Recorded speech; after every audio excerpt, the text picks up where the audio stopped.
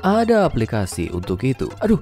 Itu adalah ungkapan yang sangat umum di masa-masa awal demam smartphone sehingga sulit dipercaya Apple benar-benar punya merek dagangnya. Itu adalah bukti kebenaran sederhana dan abadi tentang dunia yang dibuat oleh ponsel layar sentuh baru itu. Tidak peduli seberapa aneh dan tidak jelas kebutuhannya, akan ada aplikasi untuk memenuhinya. Mungkin kamu ingat iPeer, aplikasi yang memungkinkanmu berpura-pura sedang minum segelas bir. Untuk suatu alasan, ada CarMary, sebuah aplikasi yang mengingatkanmu di mana kamu memakir mobilmu dengan suara bajak laut dan siapa yang bisa melupakan I Am Bread, sebuah game tentang mengendalikan sepotong roti dalam upaya untuk menjadi roti panggang. Tapi ada satu aplikasi yang mungkin tidak kamu unduh, dan jika kamu mengunduhnya, kami mohon maaf dengan tulus karena bahkan melihat video ini muncul di feedmu mungkin membuatmu merinding. Ya, hanya jika rasa merinding itu pernah hilang. Berikut contoh dari seorang pria yang hidupnya berubah sangat aneh setelah mengunduh aplikasi yang oleh organisasi SCP disebut SCP-1471. Karena sentimen, ada aplikasi untuk itu tidak mengecualikan pengalaman teror mematikan. Joe Lillis, seorang agen asuransi dari Milwaukee, baru saja mengalami kencan yang mengerikan. Setelah makan biasa-biasa saja dan ocehan konyol selama 35 menit, merasa sepanjang waktu bahwa orang itu benar-benar tidak tertarik, teman kencannya undur diri untuk angkat telepon di luar.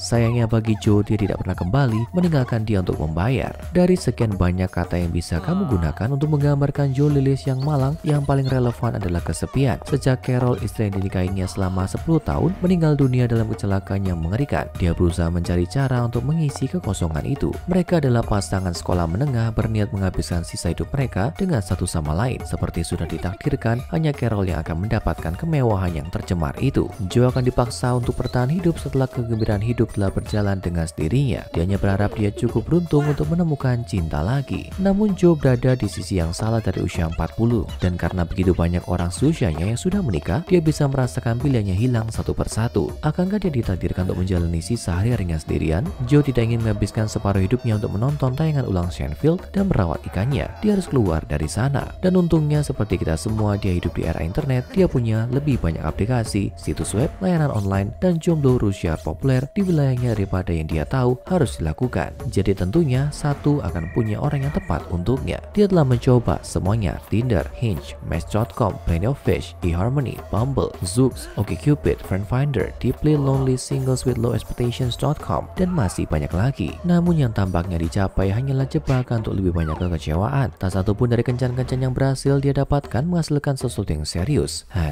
Adalah keajaiban kecil kalau dia berhasil dengan salah satu dari mereka pada kencan kedua. Apakah ini hidupnya sekarang? Apakah dia hanya pernah mendapatkan satu kesempatan untuk mencintai dan cakar takdir yang mencengkeram merenggutnya tanpa berpikir dua kali? Apakah hidup akan terus berjalan di atas roda kesepian, tidur, bangun, makan, bekerja, dan tidur lagi setiap hari, entah bagaimana menjadi lebih cepat dan lebih lambat saat hidup berjalan dengan susah payah menuju kesimpulan yang mengecewakan namun tak terhindarkan? Sungguh nasib yang mengerikan untuk menemukan dirimu terjebak di. Setiap saat Joe mulai merasa cengeng seperti ini, dia tahu sudah waktunya untuk bersikap proaktif lagi. Mungkin wanita yang tepat ada di luar sana, lagi pula ada miliaran. Pasti setidaknya salah satu dari mereka akan menjadi orang yang sempurna untuknya. Dia hanya butuh aplikasi yang sempurna. Dia telah menjelajahi semua aplikasi yang paling terkemuka dan sekarang membaca dengan teliti beberapa opsi yang sedikit lebih bagus yang sebagian besar kemungkinan merupakan bagian penambangan data dari Balkan. Namun dari aplikasi generik ke aplikasi generik lain, sesuatu yang berbeda menarik perhatiannya. Ikonnya adalah anjing kartun yang tersenyum dan namanya adalah versi Malo 1.0.0. Ini membuatnya tertawa kecil. Paling tidak brandingnya sangat berbeda dari aplikasi kencan lainnya yang dia lihat. Mungkin itu baru saja disortir ke bagian App Store yang salah. Dia memutuskan untuk mengkliknya dan melihat deskripsi aplikasi. Deskripsi itu berbunyi, "Jangan pernah puas dengan perasaan canggung sendirian lagi. Malo adalah pengalaman menarik dan interaktif yang akan membuatmu terus terlibat dan tertarik. Kecemasan situasi sosial bisa sangat menegangkan, tapi setelah hanya beberapa jam dengan Malo-mu, kamu akan segera melupakan semua emosi kekecewaan yang menyakitkan itu. Jadilah bagian dari kegemaran baru yang dengan cepat menjadi pengganti sosial berikutnya. Ingat, semakin banyak kamu berpartisipasi, semakin banyak Malo akan melibatkanmu. Pengalamanmu sepenuhnya terserah padamu, sama sekali tidak ada iklan. Enjoy." Ya, setidaknya itu memancing rasa penasaran Joe. Dia benar-benar ingin menghilangkan perasaan kesepiannya dan mengingat aplikasi itu gratis dan tampaknya tidak memiliki iklan. Dia pasti bodoh untuk tidak mencobanya. Apa hal terburuk yang bisa terjadi? Dia memulai penginstalan dan baru kemudian menyadari bahwa aplikasi tersebut tidak memiliki pengembang yang terdaftar. Butuh 9,8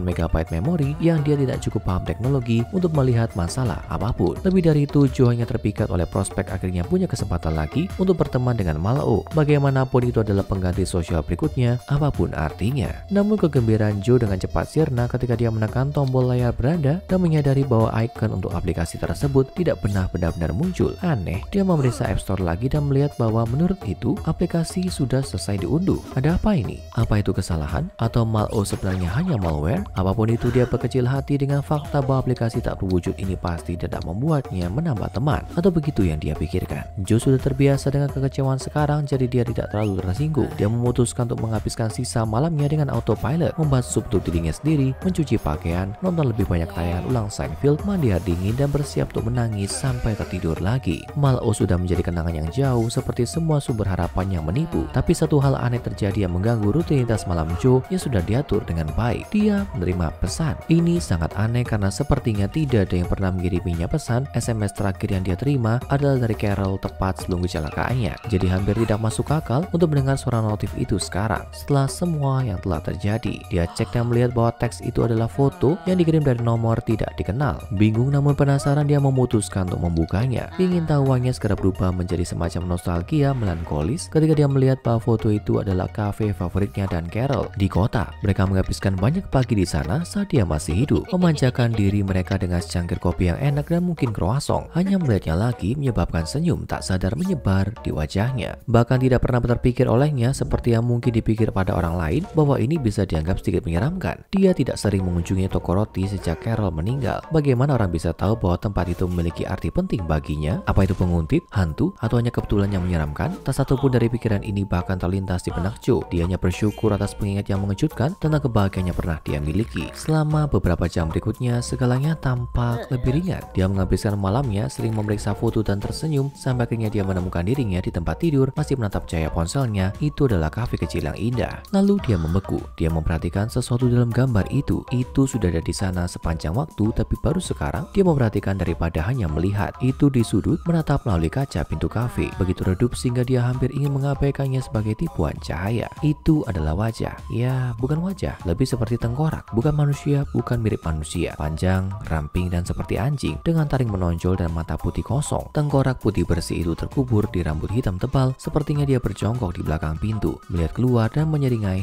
apapun itu. Hanya dengan melihatnya mengubah seluruh foto. Itu bukan lagi pengingat sederhana akan kegembiraan masa lalu. Sekarang semua yang terpancar dari foto adalah rasa takut yang nyata. Apakah seseorang mempermainkannya? Saat itu dia tersentak dari kontemplasinya oleh notif lain. Pesan baru dari nomor yang sama seperti sebelumnya. Dengan sangat ragu dia mengarahkan ibu jarinya ke notifikasi dan mengklik. Saat itulah semuanya menjadi jauh lebih buruk. Itu adalah foto halte bus. Bukan sembarang halte bus. Halte itu adalah halte C16, halte yang selalu dilalui Joe untuk berangkat kerja. Sepertinya di foto relatif pagi, tapi tidak ada orang di sana. Yah, bukan tidak ada siapa-siapa. Ada sosok itu lagi, itu berdiri tegak di belakang kaca buram, sebagian yang membentuk bagian belakang halte bus. Bentuk humanoid hitam besar yang sama dengan tengkorak anjing putih yang menyeringai di mana seharusnya wajah itu berada. Sesuatu tentang hal itu membuatnya takut pada tingkat yang sangat mendalam, seperti cara otak kadal kita bereaksi terhadap pemangsa puncak kuno. Dan apapun itu, ini jelas mengetahui sesuatu tentang dirinya. Bagaimana pula itu bisa memalsukan semua foto ini? Joe bangkit dari tempat itu dan melihat keluar jendela ke jalan depan rumahnya yang gelap, kosong untungnya. Tapi setelah mimpi buruk yang mengejutkan ini, dia tidak mau mengambil resiko. Dia mengambil pisau dapur dari lantai bawah dan meletakkannya di lemari samping tempat tidurnya, tepat di sebelah teleponnya dengan nomor 911 di panggilan cepat. Joe Lillis, seorang pria berusia 43 tahun, tidur dengan lampu menyala malam itu untuk pertama kalinya dalam lebih dari 30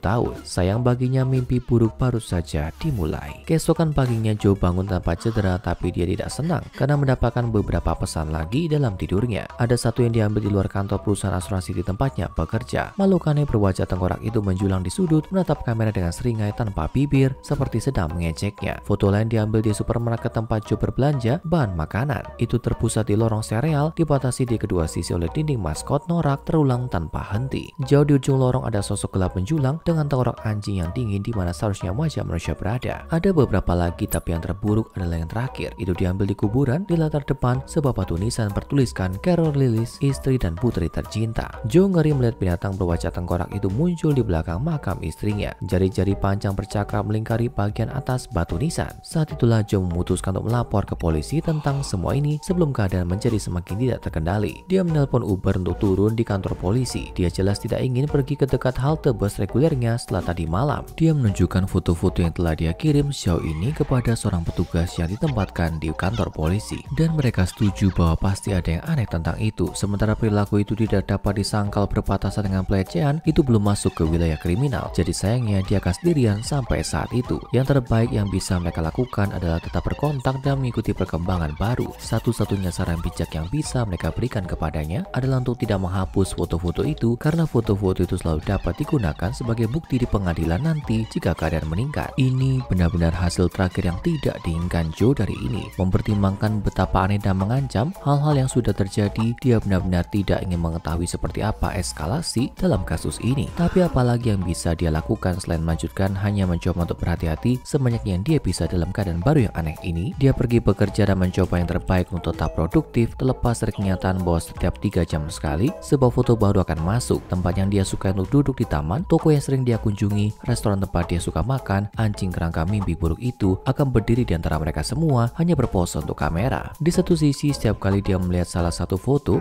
Joe merasa seperti memberikan orang aneh ini persis seperti yang itu inginkan. Di sisi lain, bagaimana mungkin dia memalingkan muka? Bagaimana jika dia melewatkan sesuatu yang bisa menyelamatkan hidupnya? Itu berlangsung seperti itu sampai sore hari. Joe mungkin tidak jenius, tapi dia juga tidak bodoh. Dia sudah melihat terlalu banyak film dokumenter true crime tentang penculikan untuk menempuh rute normalnya pulang. Dia benar-benar mengambil jalan memutar, sering memeriksa baunya sepanjang waktu. Terasa lega, dia tidak melihat sesuatu yang tidak pada tempatnya. Bagus. Sesampainya di rumah, dia mengunci setiap pintu dan mengunci setiap jendela. Tidak ada yang akan mengganggunya malam ini. Saat itulah foto berikutnya masuk, sebuah foto kubikel kantor Joe yang kosong dengan wajah kurus makhluk itu menjulang di atas pembatas sambil menyeringai. Dia bisa merasakan jantungnya berdebar kencang di dadanya hanya dengan melihatnya. Bagaimana itu bisa sampai seperti ini? Bagaimana itu bisa menyusup kemana-mana sepanjang hidupnya? Tiba-tiba dia merasakan senyum menyebar di wajahnya. Orang aneh ini baru saja mengacau. Sebelumnya, semua foto menyeramkan ini diambil di tempat umum. Tapi yang dari kantornya, oh, ini melewati batas dari pelanggaran. Polisi harus melakukan sesuatu tentang itu sekarang. Itu memberinya kartu as baginya. Keyakinan itu memudar beberapa jam kemudian ketika dia menerima foto lain. Kali ini itu adalah monster berwajah tengkorak yang hanya berdiri di trotoar. Trotoar yang diingat Joe sebagai rute alternatif rahasianya. Dia merasa berkeringat dingin. Tampaknya siapapun itu, dia benar-benar tidak menyimpan rahasia darinya. Sekarang lebih dari sebelumnya, Joe merasa tidak aman di rumahnya sendiri. Jadi kamu hanya bisa membayangkan bagaimana perasaannya ketika beberapa jam kemudian dia menerima foto penguntit berwajah tengkorak yang berdiri tepat di luar pintu depan rumahnya menatap ke kamera. Itu membuatnya bergegas ke jendela lagi untuk memeriksa di luar, tapi tentu saja tidak ada orang di sana. Keesokan harinya ketika dia menelpon polisi dan memberitahu mereka tentang situasinya, mereka mengatakan kepadanya bahwa mereka melakukan semua yang mereka bisa. Hal terbaik yang bisa dia lakukan adalah tetap tenang tapi waspada. Dia perlu mengawasi foto-foto yang dikirim kepadanya sehingga dia bisa memberitahu mereka jika dia dalam bahaya. Hal ini membuat paranoia Joe yang malang memuncak. Bahkan ketika dia pergi bekerja dikelilingi oleh rekan kerja, oleh para saksi, dia hampir tidak bisa mengalihkan pandangan dari ponselnya. Dia adalah budak foto-foto itu, selamanya menunggu foto berikutnya, hanya untuk mengalami penyesalan yang menghancurkan ketika foto itu masuk. Sepertinya itu diambil beberapa saat sebelum dikirim kepadanya. Joe melihat dirinya sendiri, melihat ponselnya sendiri di bilik kantornya dengan sosok besar berwajah tengkorak yang menjulang di belakangnya. Dia berteriak keras saat melihatnya dan berbalik untuk melihat apakah ada sesuatu di belakangnya, tapi tentu saja tidak ada apa-apa di sana. Polisi memeriksa kantor tersebut, berbicara dengan calon saksi dan menganalisis foto tersebut. Itu tidak menunjukkan tanda-tanda manipulasi fotografi, tapi juga tidak ada saksi di sekitar kantor yang mengaku melihat sesuatu yang aneh hari itu. Juga tidak ada rekaman kamera keamanan dalam beberapa hari terakhir yang menunjukkan sosok ini masuk atau keluar.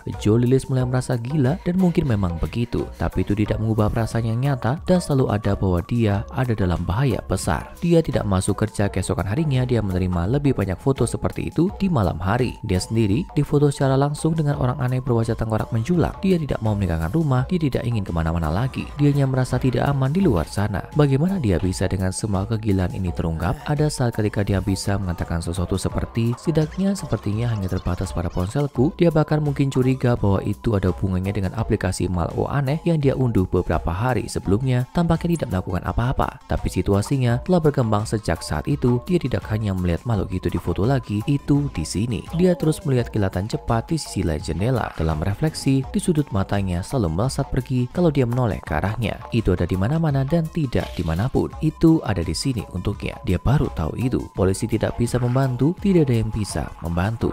Joe hanya duduk di sudut kamar tidurnya, mencengkeram pisau dapurnya. Takut menutup matanya, itu bisa di mana saja. Itu bisa di mana saja. Itu bisa di mana mana saja. Kita tahu satu hal yang pasti, Joe Lillis tidak pernah merasa benar-benar sendirian lagi. Dia selalu punya teman barunya menunggu tidak terlihat. Dan kalau kamu merasa kesepian dan memutuskan untuk mengunduh Malao versi 1.0.0 untukmu, maka kamu tidak akan pernah merasa kesepian lagi. Sekarang tonton SCP-1025 Ensiklopedia Penyakit Umum dan Cara Terburuk untuk Mati edisi SCP untuk lebih banyak SCP yang akan menyusup ke dalam pikiranmu dan memberimu mimpi buruk.